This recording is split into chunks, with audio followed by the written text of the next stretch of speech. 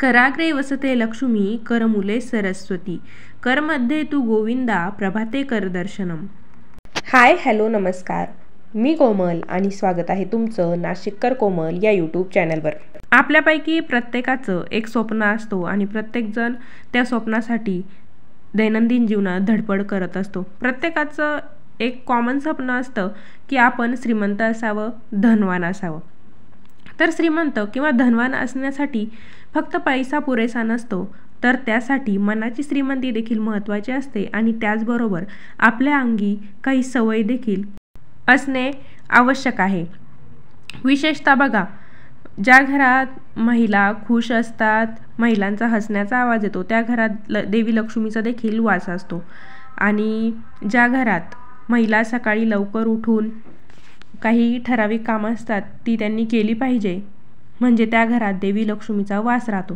तर आजच्या व्हिडिओमध्ये ज्या महिला रोज सकाळी उठून ही कामे करतात त्या घरामध्ये देवी लक्ष्मीचा सदैव वास राहतो किंवा देवी लक्ष्मी तिथे सदैव नांदते, हेच आपण आजच्या व्हिडिओमध्ये बघणार आहोत. त्यासाठी व्हिडिओ शेवटपर्यंत बघा आणि धार्मिक, आध्यात्मिक तसेच सणावारांची व्हिडिओ पाहण्यासाठी आजच आपल्या चॅनलला सबस्क्राईब करा. चला तर मग व्हिडिओला सुरुवात करूया.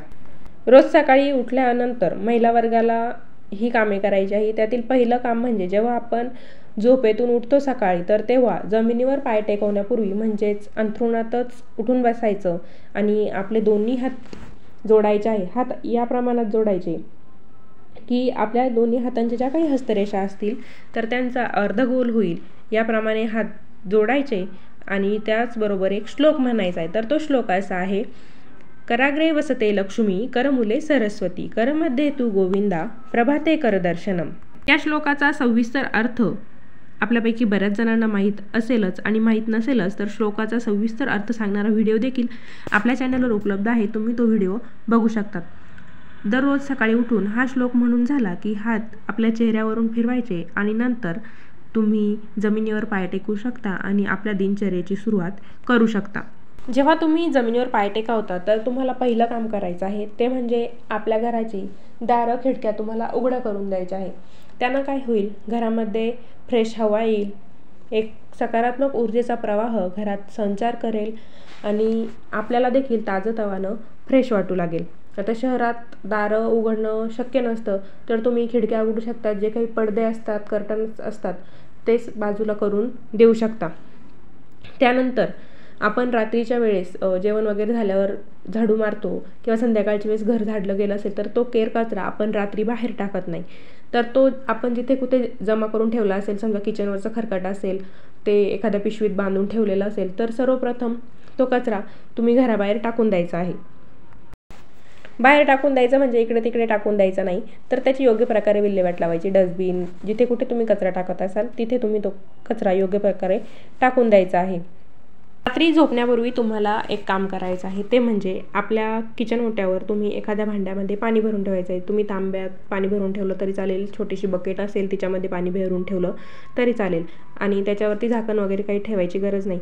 जेव्हा सकाळी झोपेतून उठतो तर तेव्हा ते पाण्याने भरलेलं भांडं आपल्याला दिसतं. पाण्यानं भरलेलं भांडं सकाळी उठल्यानंतर दिसणं हे शुभ मानलं जातं. त्यामुळे ते पाण्याचं भांडं आपण घ्यायचं आणि त्या पाणी झाडाला घालून द्यायचं आहे. तुम्ही ते पाणी तुमच्या गॅलरीत काही झाडं असतील कुंडीमध्ये तर त्यांना घालू शकतात किंवा दुसरं आसपास मोठं झाड असेल तर त्या झाडाला देखील तुम्ही ते पाणी घालून देऊ शकता. जर सकाळी उठल्यानंतर सर्वप्रथम तुम्ही आंघोळ करत असाल तरी चालेल, पण शक्यतो सकाळी उठल्यानंतर सर्वप्रथम स्वच्छतेची कामे करून घ्यायची आहे, म्हणजे नंतर आंघोळ करून आपल्याला देवपूजा करता येते. स्वच्छतेची कामे व्यवस्थित करून घ्यायची. घराबाहेर जे आपण चप्पल बूट काढतो ते अस्ताव्यस्त पडलेले असतात तर ती देखील व्यवस्थित जुळवून ठेवायचे आहे. आपल्या घराबाहेर आपण चप्पल बूट कसे काढून ठेवले आहेत त्यावरून आपल्या घराचं आकर्षण ठरतं. तर बघा, चप्पल बूट जर आपले पालथे पडलेले असते तर असं म्हटलं जातं की ते पालथे पडलेल्या चप्पल बुटांप्रमाणे आपलं नशीब देखील पालथं असतं. तर तसं होऊ नये यासाठी चप्पल बूट बाहेर व्यवस्थित काढून ठेवायची, पालथी चप्पल घराबाहेर ठेवायची नाही. सकाळी उठल्यानंतर आपण शक्यतो बाथरूममध्ये जातो किंवा एकतर किचनमध्ये जातो. शक्यतो आपण बाथरूममध्येच पहिले जातो, तर त्या ठिकाणी आपल्याला पाण्यानं भरलेलं भांडं दिसायला पाहिजे, म्हणून शक्यतो रात्री झोपण्यापूर्वीच बाथरूममध्ये देखील पाण्याची बादली भरून ठेवायची, कारण पाण्यानं भरलेलं भांडं सकाळी पाहणं हे शुभ मानलं जातं. आणि सकाळी उठल्यानंतर तेच पाणी तुम्ही गॅलरी, ओटा धुण्यासाठी वापरू शकता किंवा झाडांना देखील हे पाणी घालू शकता. हे पाणी तुम्ही घराबाहेर अंगण असेल तर तिथे शिंपडण्यासाठी, सडा टाकण्यासाठी वापरू शकता. फक्त एक गोष्ट लक्षात ठेवायची आहे, हे जे काही आपण रात्री भरून ठेवलेलं पाणी असतं, तर ते पाणी तुम्ही तुळशीला घालायचं नाही किंवा मग देवपूजेच्या कोणत्याही कार्यात हे पाणी वापरायचं नाही. एवढी काळजी तुम्हाला या पाण्याबाबत घ्यायची आहे. म्हणजे थोडक्यात काय, तर हे पाणी तुम्हाला फक्त स्वच्छतेच्या कामात वापरता येईल. त्यानंतर जर तुम्ही पाणी साठवण्यासाठी प्लास्टिकची बादली घेण्याचा विचार करत असाल तर निळ्या किंवा हिरव्या रंगाची बादली घेऊ शकता, कारण निळ्या किंवा हिरव्या रंगाच्या भांड्यात पाणी ठेवणं हे शुभ मानलं जातं.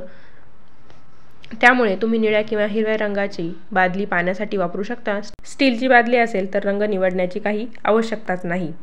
आता बरेच जण म्हणतील की आमच्याकडे या रंगाचं भांडं नाही किंवा या रंगाची बादली नाही, तर तसं काही नाही. ज्या रंगाचं भांडं तुमच्याकडे उपलब्ध असेल त्या कोणत्याही भांड्यात तुम्ही हे पाणी रात्री भरून ठेवू शकता आणि सकाळी अशा प्रकारे स्वच्छतेच्या कामांसाठी हे पाणी वापरायचं आहे. स्वच्छतेची कामे जितकी शक्य होतील तितकी शक्यतो आंघोळीच्या अगोदरच करून घ्यायची. त्यानंतर आंघोळ झाल्यानंतर महिला वर्गांना, म्हणजे ज्या गृहिणी आहेत त्यांना माझं एक आवर्जून सांगणं आहे की काय करतात त्या गृहिणी, आंघोळ वगैरे झालं की आपल्याकडे लक्ष देत नाही, त्या लगेच दुसऱ्या कामाला लागून जातात, दुसरी कामं त्यांची वाट बघत असतात. पण असं न करता तुम्ही स्वतः अगोदर व्यवस्थित केस विंचरायचे, छानपैकी तयार व्हायचं आणि मग कामाला लागायचं आहे. कारण त्यांचा असं एक न्यूनगंड तयार झालेला असतो त्यांच्या मनात की आम्हाला कुठे बाहेर जायचं आहे, आम्हाला कोण बघतं, आम्ही का तयार व्हायचं. मग त्या कंटाळा करता आणि तयार होत नाही.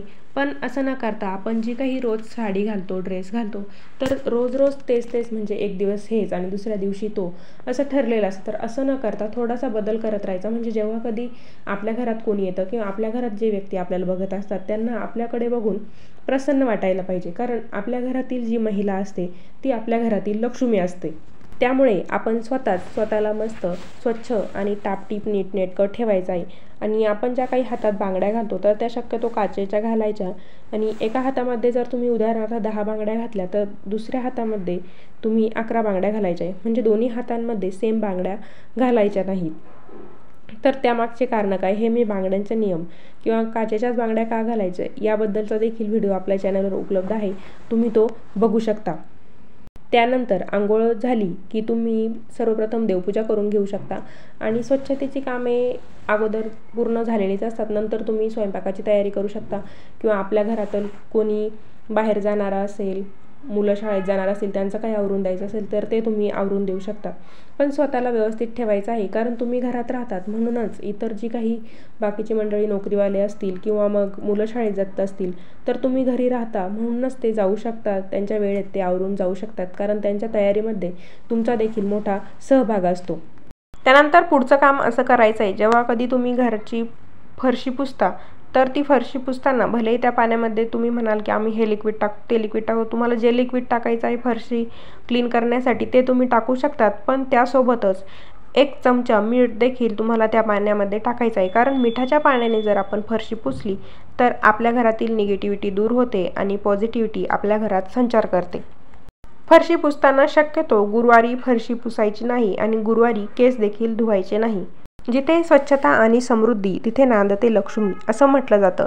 तर ते अतिशय खरं आहे, कारण बघा आपण आपलं घर स्वच्छ ठेवलं, नीटनेटकं ठेवलं तर आपल्या घरात कधीही कोणी आजारी पडत नाही, आपल्या घरात सुखसमृद्धी नांदते, वातावरण सकारात्मक राहते. स्वच्छ टापटीप ठेवण्याचं हे काम विशेषतः महिला वर्गाचं असतं. पुरुषांनीही त्यात हातभार लावला तर चांगलंच. जेव्हा सकाळी आपली आंघोळ होते तेव्हा महिलांना विशेष असं काम करायचं आहे. ते महत्त्वाचं काम म्हणजे आपल्या घराच्या मुख्य दरवाजाचा उंबरठा तुम्हाला ओल्या कपड्याने पुसून घ्यायचा आहे आणि तिथे तुम्ही रांगोळी काढू शकता किंवा तुम्हाला स्वस्तिकचं शुभचिन्ह तिथे काढायचंच आहे. तर हे स्वस्तिक का काढतात, ते स्वस्तिक काढण्याची योग्य पद्धत कोणती याबद्दलची सविस्तर माहिती सांगणारा आपल्या चॅनलवर उपलब्ध आहे. त्याची लिंक मी खाली डिस्क्रिप्शन बॉक्समध्ये देत आहे. विवाहित स्त्रीने दररोज आपल्या देवघराजवळ स्वस्तिक काढलं पाहिजे, त्यामुळे तिचं पतीचं आयुष्य देखील वाढत असतं. घरातील स्त्री साक्षात देवी अन्नपूर्णेचंच रूप असतं. त्यामुळेच आपल्या देवघरामध्ये देवी अन्नपूर्णेचं स्थान असलं पाहिजे. देवघरामध्ये अन्नपूर्णा स्थापित असावी. जर अजूनही तुमच्या देवघरामध्ये देवी अन्नपूर्णा नसेल तर तुम्ही अन्नपूर्णा मातेची लवकरात लवकर स्थापना करून घ्यायची आहे. तर ती अन्नपूर्णा मातेची स्थापना कशी करायची, केव्हा करायची, ती अन्नपूर्णा माता केव्हा खरेदी करायची याबद्दलची सविस्तर माहिती सांगणारा सेपरेट व्हिडिओ आपल्या चॅनलवर उपलब्ध आहे. त्याची लिंक मी खाली डिस्क्रिप्शन बॉक्समध्ये देत आहे. तर अशा प्रकारे ही जी कामे मी सांगितले ती घरातील महिलांनी रोज सकाळी उठून करायचे आहे. त्यामुळे देवी लक्ष्मी सदैव तुमच्यावर प्रसन्न राहील, तुम्हाला भरभरून आशीर्वाद देईल आणि तुमच्या घरात सदैव देवी लक्ष्मी नांदेल. तर असा होता आजचा व्हिडिओ कसा वाटला मला कमेंटद्वारे कळवाच. बघत असताना कमेंटमध्ये जय माता लक्ष्मी असं जरूर लिहा. पुन्हा भेटूया अशाच एका नवीन व्हिडिओसोबत. धन्यवाद.